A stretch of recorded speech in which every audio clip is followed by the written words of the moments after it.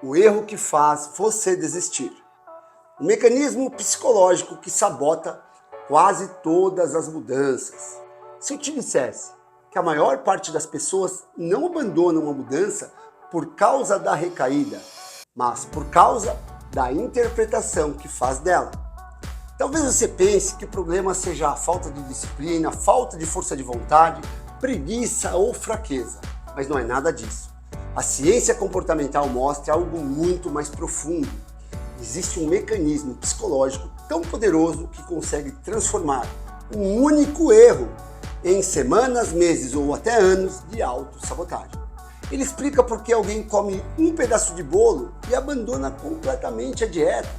Porque uma pessoa perde um único dia de estudos e simplesmente desiste da faculdade.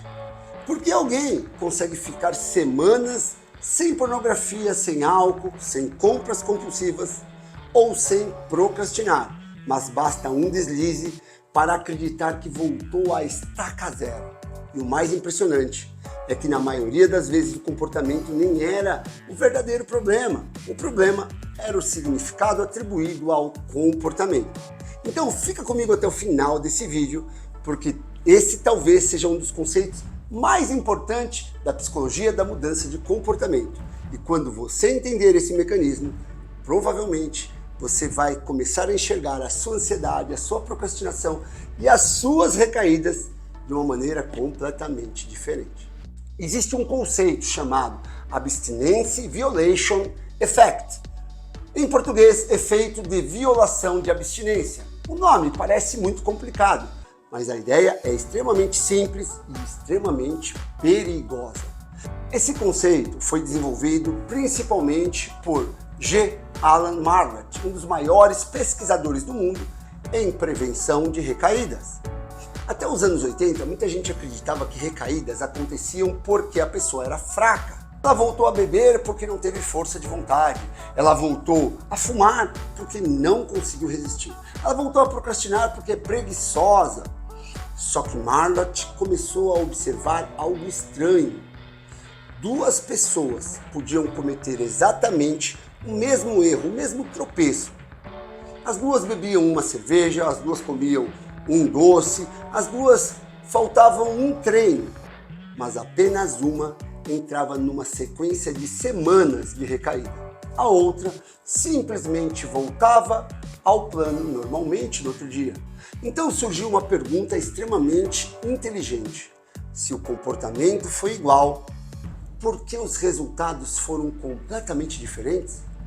A resposta mudou completamente a psicologia da mudança de comportamento. O problema nunca foi apenas o erro. O problema era a interpretação do erro. Toda recaída possui duas partes. A primeira é comportamental. Você realmente fez algo que não gostaria, que não queria. Mas existe uma segunda recaída, muito mais perigosa, a recaída cognitiva. Imagine alguém que decide eliminar completamente o açúcar da sua vida. 40 dias perfeitos. No aniversário de um amigo aparece um pedaço de bolo apetitoso e ela come. Até aqui tudo bem, praticamente nada aconteceu. Foram algumas centenas de calorias que não mudam nada metabolicamente. Aquilo quase não altera a trajetória construída durante 40 dias. Mas então acontece algo invisível. A mente começa a falar: pronto, estraguei tudo. Eu sabia que eu não conseguiria, eu sou uma porcaria, não tenho controle, sou fraco. Perceba uma coisa, o sofrimento não começou quando ela comeu um pedaço de bolo. Começou quando ela interpretou o bolo. É exatamente aqui que nasce o efeito de violação da abstinência. Existe uma característica curiosa do cérebro humano. Ele odeia categorias quebradas. Nosso cérebro economiza energia o tempo inteiro. Para fazer isso, ele organiza o mundo em categorias. Sou disciplinado ou sou indisciplinado. Sou fumante ou sou não fumante. Sou ansioso ou sou confiante. Quanto mais rígidas essas categorias, menor o esforço cognitivo. Mas existe um preço enorme nesse formato, porque quando aparece uma exceção, a identidade inteira parece desmoronar. É por isso que tantas pessoas vivem no modo ou tudo ou nada, ou 8 ou 80, ou perfeito ou fracassado, ou sigo 100%, ou não faz nada mais nesse sentido para continuar. Só que a vida nunca funciona assim. A natureza não funciona em extremos. Nosso cérebro é que gosta deles. Agora, observe uma diferença que parece pequena, mas muda completamente o destino de uma pessoa. Uma diz: hoje eu comi errado. Outra diz: eu sou um fraco, eu sou um fracasso. Percebe a diferença? Percebe o salto? Na primeira frase existe um comportamento. Na segunda, existe uma identidade. O comportamento aconteceu, a identidade foi criada. E esse é um dos maiores erros psicológicos que podemos cometer, porque comportamentos podem ser ajustados, mas identidades parecem permanentes. Quando você acredita que o problema é quem você é, a motivação desaparece, a energia desaparece. E existe outro detalhe ainda mais fascinante descoberto por Marlatt. A culpa costuma gerar mais recaídas do que o próprio comportamento. Isso até parece contraditório, mas pense comigo. A culpa aumenta o estresse, aumenta a vergonha, aumenta a ansiedade, aumenta a autocrítica. E justamente esses estados emocionais aumentam a necessidade de buscar alívio. Se antes você usava a comida para aliviar emoções, agora a culpa cria ainda mais emoção. Se antes você usava a pornografia para escapar da ansiedade, agora a vergonha aumenta ainda mais a ansiedade. Olha o ciclo se formando, um ciclo sem fim. Você erra, sente culpa, a culpa aumenta o sofrimento aumenta o desejo de aliviar. Você repete o comportamento que você não queria. Depois sente ainda mais culpa e o ciclo continua cada vez maior. Perceba uma coisa extremamente importante: a recaída deixa de ser consequência do comportamento. Ela passa a ser consequência da emoção produzida pela interpretação.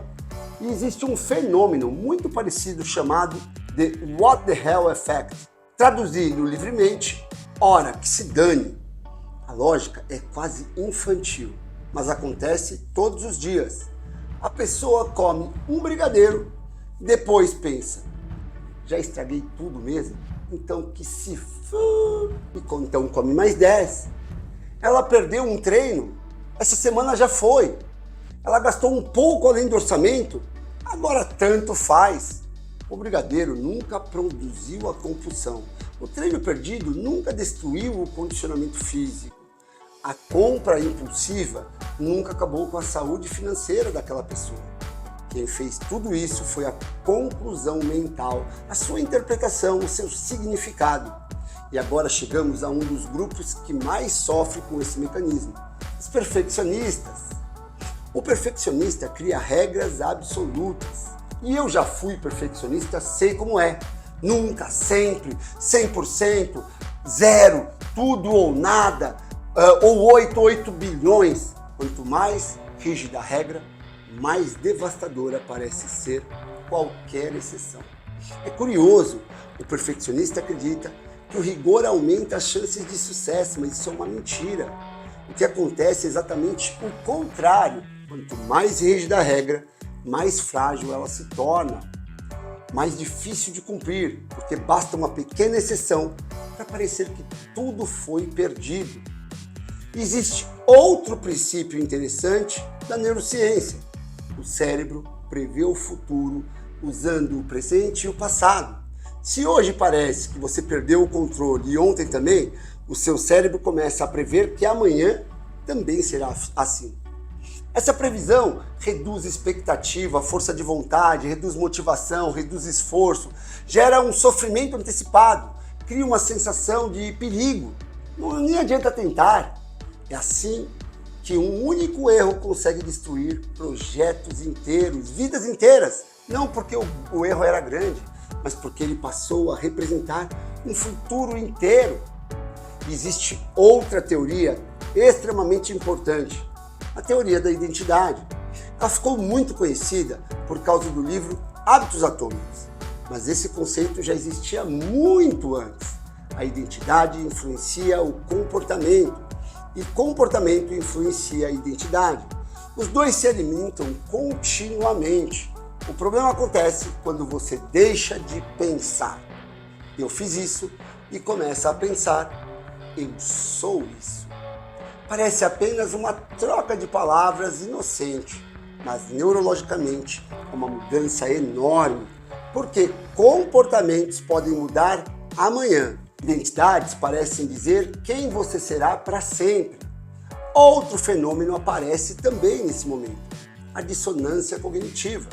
Imagine alguém que acredita profundamente, sou extremamente disciplinado, e então perde completamente o controle em uma situação. O cérebro sente um enorme desconforto. Agora existem duas informações incompatíveis. Sou extremamente disciplinado, acabei de agir sem disciplina. Como reduzir esse conflito? Não cabem no mesmo papel. Existem dois caminhos. O primeiro é aceitar o erro, aprender, ajustar, continuar. O segundo é justificar. Dieta não funciona para mim, todo mundo faz isso, nem vale mais a pena tentar, todo mundo engorda, é difícil emagrecer, é difícil ganhar dinheiro. Essas justificativas muitas vezes não protegem o comportamento, protegem a autoestima. Albert Bandura, um dos maiores psicólogos da história, mostrou que existe um fator extremamente importante para qualquer mudança: a autoeficácia. Não basta conseguir, você precisa acreditar que consegue. E esse talvez seja um dos maiores danos provocados pelo AVE. Ele destrói justamente essa percepção. Depois de uma recaída, muitas pessoas deixam de acreditar na própria capacidade e quando a expectativa diminui, o comportamento costuma seguir a mesma direção. Talvez o maior ensinamento esteja aqui.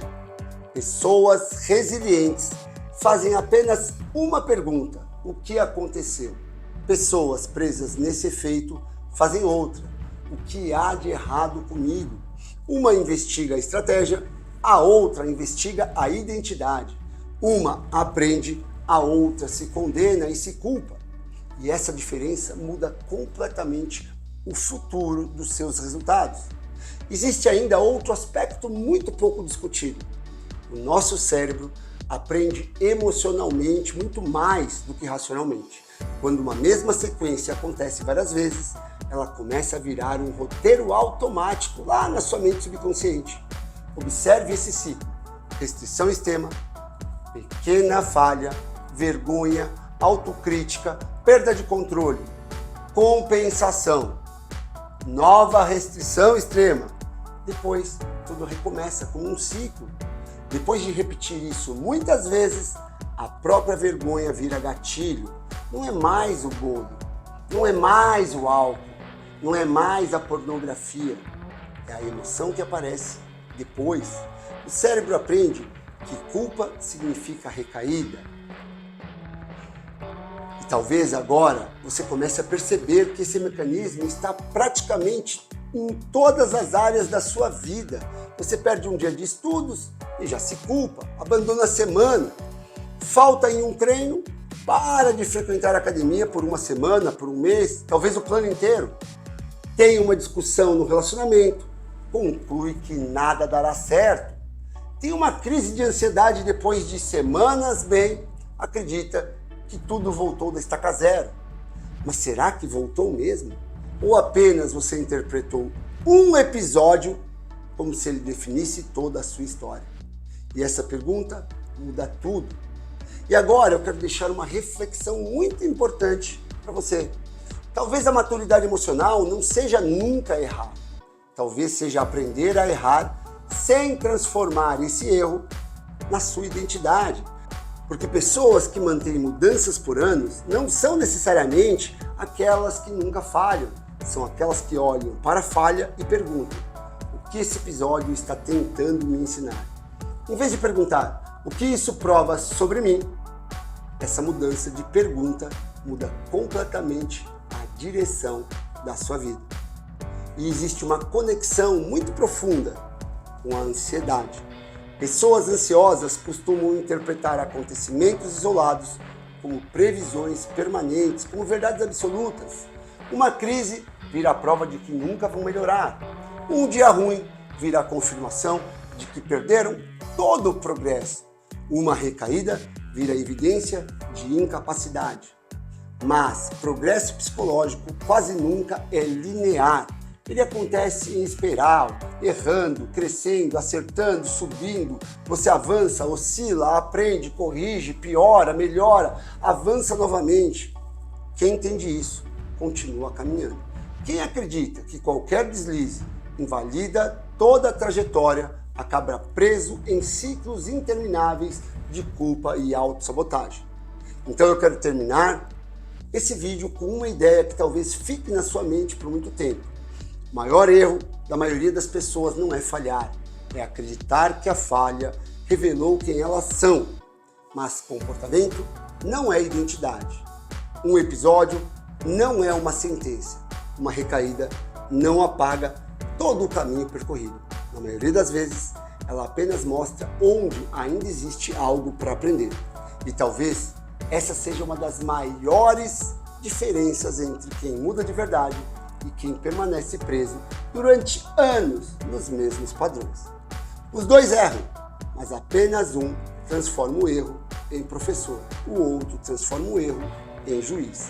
E essa escolha, muitas vezes inconsciente, pode definir toda a trajetória da sua vida. Se esse vídeo trouxe uma perspectiva nova para você, compartilhe com alguém que vive preso nesse ciclo e me conta nos comentários qual foi a maior recaída que você percebeu, que já foi ampliada pela sua interpretação e que você se julgou. Porque às vezes a liberdade não começa quando você para de errar, ela começa quando você para de transformar cada erro em uma definição sobre quem é você. Mude a sua mente, que tudo vai mudar na sua vida. Um forte abraço e até o próximo vídeo.